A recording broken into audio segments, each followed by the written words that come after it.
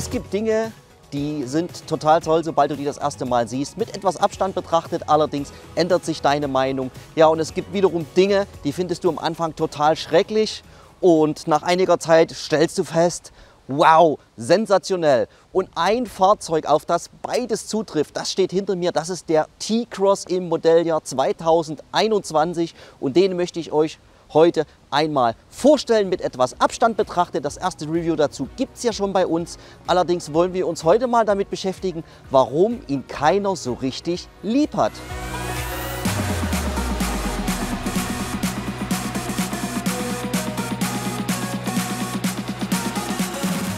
Mit dem T-Cross hat Volkswagen seine Lücke im SUV-Segment geschlossen. Die Kompakt-SUVs, wie wir den T-Cross hier haben, sind eigentlich ein ziemlich prestigeträchtiges Segment, aber da tummeln sich halt wirklich auch sehr, sehr viele Konzerne, sehr viele Hersteller mit sehr, sehr unterschiedlichen Modellen. Und das ist sicherlich auch der Grund, warum es unser T-Cross recht schwer hat und nicht so richtig zum Straßenbild gehört. Man sieht ab und zu mal ein, aber wirklich nur sehr, sehr verhalten. Viel öfter sehe ich da zum Beispiel schon mal den Konzernbruder, den Seat Arona und selbst den Skoda Kamiq. Den triffst du deutlich öfter auf der Straße als unseren T-Cross. Ich habe mir deshalb noch einmal einen Testwagen besorgt und bin jetzt mit dem T-Cross, so wie er jetzt hier steht, ungefähr 1500 Kilometer gefahren. Und dabei sind so ein paar Dinge aufgetaucht, die wirklich top sind, die einigermaßen flop sind. Ja, und darum soll es heute gehen. Unser Modell, wie es hier steht, das ist eigentlich schon mal so der erste Flop für mich. Das ist der Preis. Wir kratzen hier wirklich an der 35.000 Euro Marke. Und da ist, denke ich, schon mal ein Punkt erreicht, bei dem viele abspringen und sagen, hey, für so viel Kohle, da bekomme ich ein ganz anderes Fahrzeug. Und in der Tat ist das so. Ihr bekommt den T-Cross parallel ja auch zum T-Roc. Und wenn ihr die Motoren auf gleicher Ebene hieft, habt ihr gerade mal einen Preisunterschied von 1.000 Euro drin. Und das ist, denke ich, für viele schon der Punkt, um dann zu sagen, hey, da kann ich doch auch lieber das etwas größere Modell nehmen. Dabei trennen den T-Cross und den T-Roc gerade einmal rund 13 cm in der Länge. Allerdings sieht unser T-Cross so ein kleines bisschen, finde ich schon, pummelig aus. Kannst du es ja mal in die Kommentare schreiben, wie dir das Design gefällt. Ich persönlich finde ja diesen SUV-Charakter eigentlich ganz gut. Er sieht hier auch relativ schick aus, aber du hast ein relativ dickes Heck, du hast eine relativ dicke C-Säule. Und vielleicht ist es ja das, weswegen viele gesagt haben, hey, ach, lieber nicht, ich finde ja den Seat Arona doch ein bisschen sexier. So wie er jetzt hier steht mit unserem Airline-Paket, kann er sich, finde ich, aber dennoch sehen lassen. Allerdings, wenn du halt das Airline-Paket nicht an Bord hast, dann hast du hier unten alles in schwarz, dann hast du kleinere Räder und nicht die 18 Zoll Version, die wir jetzt hier an Bord haben. Und da wirkt er dann, finde ich, sogar noch so ein kleines bisschen gedrungener. Eine weitere Schwäche des T-Cross, die ist hausgemacht. Er soll ja das Polo-SUV sein. Ja, und ihr wisst es ja vielleicht, beim Polo bekommt ihr keinen Allradantrieb und beim T-Cross bekommt ihr ebenfalls keinen Allradantrieb über die komplette Motorenpalette hinweg. Und das ist sicherlich auch ein Grund, der viele T-Cross-Käufer dann am Ende doch abschreckt, zum größeren Modell greifen lässt, die dann vielleicht in einer Region wohnen und auf den Allradantrieb angewiesen sind. Ich weiß ja nicht, wie es dir geht. Ich jedenfalls muss mich immer noch an diese Heckansicht gewöhnen, vor allen Dingen mit diesem massiven, schwarz glänzenden Mittelteil der Heckleuchte, was aber gar keine Heckleuchte ist, es ist nämlich nur ein Reflektor. Ja, und auch diese extrem abgedunkelten Heckleuchten selbst, die sind doch sehr, sehr gewöhnungsbedürftig. Schreib es mir doch mal in die Kommentare, wie du das findest. Das ist aber sicherlich auch so ein Punkt, eine Schwäche des T-Cross, weswegen der eine oder andere sagt, oh, das ist mir einfach viel zu viel. Der schwarze Heckspoiler, das sieht eigentlich wirklich ganz cool aus. Bei unserem Modell natürlich mit dem Airline-Paket hier unten, das alles in Wagenfarbe lackiert. Alles schick, alles toll. Ja, wenn du dir aktuell einen T-Cross bestellst, dann bekommst du nicht das alte VW-Zeichen, sondern hier sind die Modelle bereits alle umgerüstet, die im Konfigurator verfügbar sind und die bestellbar sind. Und die haben dann alle das neue VW-Badge hinten an der Heckklappe, in den Felgen und an der Front. Kein großes Verständnis habe ich allerdings für die Modell- und Ausstattungspolitik aktuell im Volkswagen-Konzern und ganz besonders beim T-Cross. Denn wenn ihr euch anschaut, wie der Skoda Kamiq ausgestattet ist, der hat als Blinkleucht am Heck nämlich einen dynamischen LED-Blinker, während unser Volkswagen mit einer ganz ordinären Halogenbirne ausgestattet ist. Top und Flop, auf ein paar Quadratzentimetern. Top, dass wir hier eine Rückfahrkamera haben, für die ihr natürlich in die Tasche greifen müsst und optional ein Kreuz setzen müsst. Ja, und Flop, dass man hier zwar die Stelle hat, an der normalerweise die Reinigungseinheit der Rückfahrkamera ist, sie aber dem T-Cross dann doch nicht gegönnt hat. Nichts zu meckern gibt es in Sachen Scheinwerfer, jedenfalls dann, wenn ihr das Modell Style habt. Die zwei Modelle drunter müsst ihr optional ausstatten und bekommt dann die LED-Scheinwerfer. Die haben leider kein dynamisches Kurvenlicht. Die Linse hier in der Mitte ist nur Fake. Ja, dafür habt ihr einen schönen LED-Blinker, ihr habt ein schönes Tagfahrlicht und wir haben hier unten ein bisschen altbacken aussehenden Nebelscheinwerfer. Da peppt auch dieser Chromring das nicht irgendwie wieder auf. Das ist wirklich sehr, sehr oldschool, zumal hier nur noch eine Halogenbirne verbaut ist. 455 Liter Kofferraumvolumen gibt Volkswagen für den T-Cross an. Ja, die bekommst du aber nur, wenn du den Laderaumboden auf die unterste Ebene packst. Du hast hier nämlich eine riesengroße Reserveradmulde. Da wir keinen Allradantrieb haben, haben wir hier halt mehr Stauraum und wirklich viel Platz. Riesengroßes Problem an dieser ganzen Nummer ist nur, wir haben hier das Modell mit dem Beat Sound System. Und dieser sinnlose Subwoofer blockiert den Laderaumboden. Du kannst ihn nicht auf die unterste Stufe packen. Ja, und das ist das ganze Problem, wenn du dann nämlich mal mit einem großen Koffer verreist. Du kriegst hier keine zwei großen Gepäckstücke rein. Du kannst einen Koffer reintun und dann musst du deinen ganzen anderen Kram irgendwie hier innen drin nach Tetris-Manier verstauen. Das finde ich richtig, richtig doof. Und ja, ich dachte, ich bin ein bisschen klüger, ne? Hab den Subwoofer ausgebaut, dachte, packst du dann schön deinen Laderaumboden rein, kriegst dann deine zwei Koffer hier rein. Aber Pustekuchen, Volkswagen hat mir einen Strich durch die Rechnung gemacht, nämlich die Stehbolzen, mit denen der Subwoofer festgeschraubt ist, die sind natürlich nicht zu entfernen und die sind so hoch, dass du den Laderaumboden da gerade nicht reinbekommst. Also wer sich das auch ausgedacht hat, riesengroßen Daumen nach unten. Das Motorenspektrum des T-Cross umfasst die bekannten Aggregate, die ihr im VW-Konzern bekommt. Aktuell ist er leider nicht im Konfigurator drin. Das ist der 1,6 Liter TDI. Ob er wieder reinkommt oder nicht, das kann ich euch im Moment nicht verraten. Verraten kann ich euch aber, dass der Dreizylinder 95 PS leistet und 110 im Modelljahr 2021, vorher waren es 115 PS. Ja, und unsere Variante hier, wir haben den großen Dreizylinder mit 115 PS. Wo die 5 PS hin sind im neuen Modelljahr, es ist ein Rätsel, ich weiß es nicht. Ich weiß aber, dass ihr noch eine Version darüber bekommt, das ist der 1,5 Liter TSI. Und der hat dann sogar 4 Zylinder und 150 PS.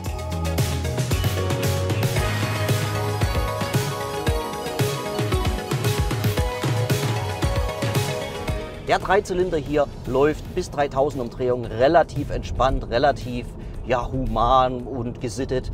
Aber sobald du über die 3000 Umdrehungen kommst, wird er wirklich laut. Er kratzt fast schon, er klappert, er scheppert. Ja, und er klingt wirklich wie so ein kaputter TSI. Finde ich persönlich schade, denn ich habe bis jetzt immer alle Stücke auf den Dreizylinder gehalten.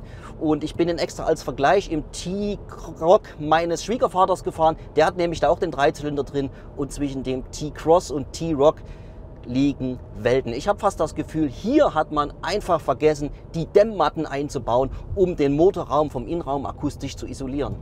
In unserem Testwagen haben wir das optionale 7-Gang-Doppelkupplungsgetriebe an Bord. Wer sich dafür entscheidet, das Häkchen setzt oder halt einen gebrauchten T-Cross damit sich zulegen möchte, der sollte wissen, dass das Getriebe hier ein Getriebe ist mit einer trockenen Kupplung, sprich die Kupplung läuft nicht im Ölbad. Die sind vom Verschleiß her leider ein bisschen anfälliger. Ja, und ich muss auch sagen, so wie er die Gänge sortiert, er genehmigt sich schon echt ab und zu mal so eine Gedenksekunde. Das ist so sportlich nicht wirklich, wie das in einem GTI vielleicht der Fall ist. Das merkst du schon hier. Er schaltet zwar, aber zum Teil, weiß er nicht, ist er jetzt im zweiten Gang, will er in den vierten. Also die Sprünge gefallen mir persönlich nicht, weil du sportlich fährst. Wenn du es ruhig angehen lässt, geht das, dann funktioniert es besser. Wir haben ein relativ straffes Fahrwerk. Es ist vom Grundsetup her schon sehr kernig abgestimmt, um halt den sportlichen Charakter so ein bisschen hervorzuheben, den man ja bei einem Airline eigentlich erwartet. Was keinerlei Einfluss hat, das ist wirklich hier die Fahrprofile. Da kann ich wirklich einstellen, was ich will, ob Sport, ob normal, individual. Es ist wirklich immer fast dasselbe Setup. Die Lenkung wird ein ganz kleines bisschen weicher. Das ist aber wirklich echt minimal und fast ein Punkt, den man sich hier sparen kann. Der T-Cross kommt in einer Optik daher, die jeglichen Wow-Effekt einfach so wegwischt. Selbst mit unserem Airline-Paket knallt er nicht wirklich. Er ist wirklich sehr zurückhaltend. Er sieht schick aus, aber er fällt nicht auf. Wie er im Innenraum aussieht, das schauen wir uns jetzt an. Willkommen im Innenraum des VW T-Cross Airline Modelljahr 2020-2021.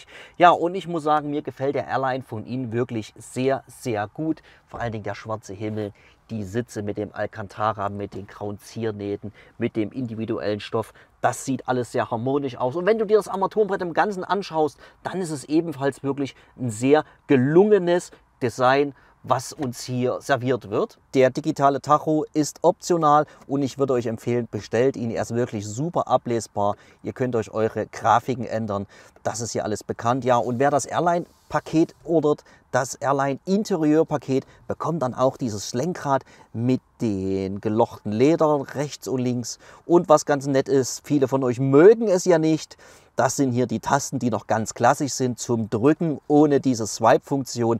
Das ist wirklich sehr schön. Bei den Materialien, dann lehnt man sich bei Volkswagen leider nicht weit aus dem Fenster. Es ist alles harter Kunststoff, der hier oben wirklich sehr kratzempfindlich ist. Also da müsst ihr echt aufpassen, dass ihr da euch nicht irgendwelche unschönen Schmarren mit irgendwelchen Gegenständen reinzieht.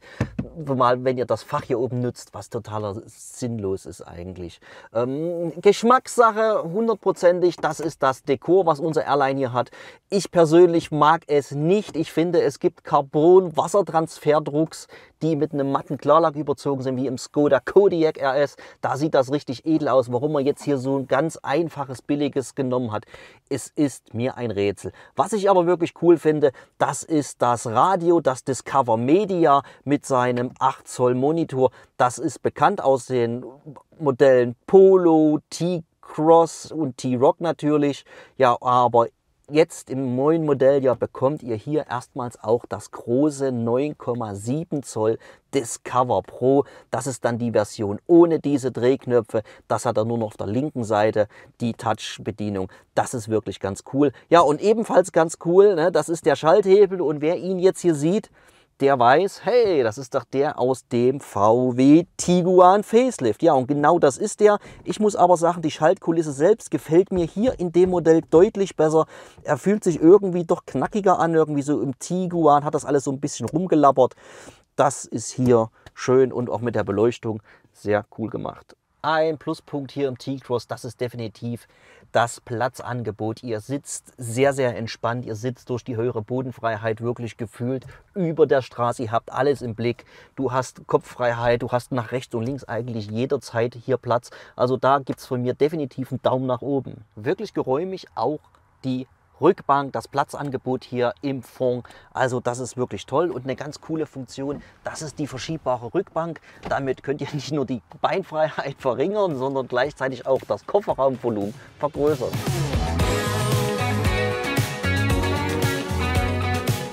Da wir das Airline-Komplettpaket an Bord haben, haben wir natürlich dann auch das Lenkrad, was ein bisschen griffiger ist. Es ist ein kleines bisschen dicker als das Standardlenkrad. Und wir haben natürlich die Airline-Sitze. Die bieten einen wirklich guten Seitenhalt. Es ist nicht übertrieben, es ist nicht zu wenig. Sie bieten auch einen guten Langstreckenkomfort. Also da tut ja auch nach längeren Etappen der Rücken nicht weh und du bist doch ganz entspannt, kommst ganz entspannt ans Ziel. Und ja, dafür sorgt zusätzlich natürlich dann das riesengroße Fahrassistenzpaket, was hier bei uns dazu gebucht wurde. Wir haben unter anderem den adaptiven Abstandstempomat an Bord, der mich immer auf Distanz zum Vordermann hält. Wir haben an Bord den Totwinkelwarner und wir haben an Bord natürlich serienmäßig hier im T-Cross den Spurhalteassistent. Ja, und alle diese Kombinationen, die ergeben hier noch nicht den Travel Assist. Den kriegst du nämlich hier nicht im T-Cross. Du bekommst wirklich nur diese 3 Pakete, die aber zusammen schon sehr gut agieren und du wirklich auf der Autobahn noch ganz entspannt fahren kannst. Ja, und Lenkrad kapazitiv, wer es wissen möchte, im T-Cross ist es das im Moment noch nicht. Ja, wenn ich jetzt hier so abbiege Und ja, je nachdem wie deine Sitzposition ist, musst du echt darauf achten, dass du hier im Spiegel alles erkennst, weil, oder besser gesagt hinter dem Spiegel alles erkennst. Denn wenn ich jetzt hier so abbiege, dann musst du hier in den Spiegel schauen, ja, und du musst über den Spiegel schauen. Die sind doch sehr, sehr hoch. Ich sitze jetzt relativ sportlich, relativ tief, und wenn ich dann nach rechts und links schaue, in Verbindung mit der A-Säule, da geht schon sehr, sehr viel Blickwinkel verloren. Ein riesengroßer Sportler ist er natürlich nicht mit seinen 115 PS und mit den 110 PS, mit denen er den jetzt als Neuwagen geliefert bekommt, wahrscheinlich ebenfalls nicht. Die 200 Newtonmeter sind, ja, sie sind vorhanden, aber sie sind halt wirklich nur dafür da, um das Fahrzeug in Bewegung zu setzen. Wer es sportlich haben möchte, der, denke ich, greift lieber zum 150 PS Vierzylinder mit 1,5 Liter Hubraum. Ich denke, da habt ihr dann ein bisschen mehr Fahrspaß.